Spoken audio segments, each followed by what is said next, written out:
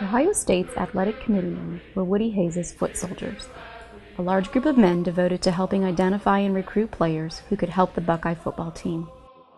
One of those committeemen was Chuck McMurray. Chuck was an integral part of recruiting future star Archie Griffin to Ohio State. Griffin went on to win 2 Heisman trophies and became one of the most beloved Buckeyes in school history. Chuck and Archie's relationship has endured the test of time. Today, Chuck works at the Ohio State Alumni Association, where he serves as assistant to Archie, the association's president and CEO. The only thing I can think of course, is the involvement we had with recruiting our 2-time Heisman Trophy winner. Oh, I certainly remember Chuck and members of the Merrymakers Club, one of the clubs that he belongs to, sitting down and having dinner, actually, with my family. Woody called me and wanted to know if I could have a dinner for the, if I could have a dinner for the young man out of Eastmore High School. Woody was concerned about him leaving to go to the Naval Academy or to Northwestern. I can remember when I was going through my recruiting process out of high school, and Coach Hayes set up a dinner with Chuck McMurray and members of the Merrymakers Club. And we met down at the,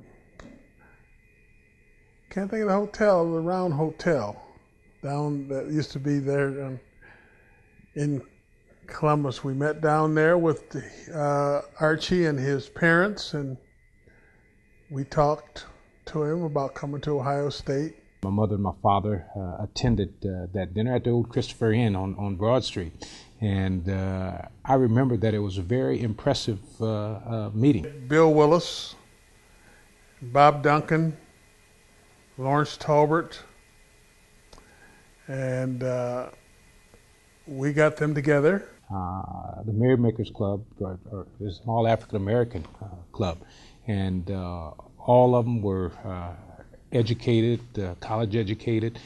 Many of them had attended Ohio State University, and I remember my mother and father and myself sitting down with them and talking with them. And when we left that meeting with them, I knew at that time that in my mother and father's mind, that's where they wanted me to go to school. That's exactly where they wanted me to go to school. Archie was a little shy at that time, and I guess he was just being overwhelmed with opportunities to talk with people about their various universities, and he was very mannerable, yes sir, no sir, and ended up here.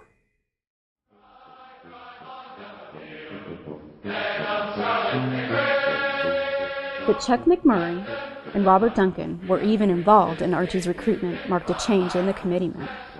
In the early 1970s, Woody Hayes was responsible for the integration of the committeemen.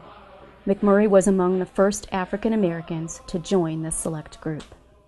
What happened was Rudy Hubbard, who was the assistant coach, was the African American assistant coach for Woody Hayes, came to me and asked me if I would consider being an athletic committeeman. At that time, they only had about 2 or 3. I think that certainly speaks to Woody's character, the fact that he wanted to integrate the committeeman group. It was no punches pulled. When they came and asked us, they told us exactly what they wanted. And Rudy said that Woody asked him to go out and get some black committeemen. I think Coach Hayes realized that certainly African Americans can be great contributors on the football teams and at the university as a whole. You know, what people don't really know about Woody is that he had always been someone who was very, very progressive. You know, I can think about the days when I was at Ohio State. My freshman year was the first time Ohio State had recruited an African American quarterback, and Cornelius Green was his name, and Cornelius was truly an outstanding quarterback. But what was impressive to me, what showed me that Woody was colorblind, was our sophomore year. Cornelius Green won the starting job at quarterback. Well, the guy that he beat out was truly an outstanding quarterback. He was really outstanding. He led us to the Big Ten championship the year before, Greg Hare. And he was also captain of our team as a senior. And for Woody to make the move, to move a sophomore in, to start at quarterback over a senior who was captain, who had led us to a Big Ten championship the year before, I think that was pretty progressive. The year of 1951, that was the year that Bob Watkins was Woody's first recruit, African-American recruit. And he was from New Bedford, Massachusetts. And at that time, of course, the NCAA wasn't as tight as it is now. And we were allowed to have the parents come and stay at our house. And every year that Ohio State would play a couple games in a row, Mr. and Mrs. Watkins would come from New Bedford, Massachusetts and stay at our house with us. And Woody would come out and visit them there and so forth. He was very, very dedicated to changing the frontier of the football program.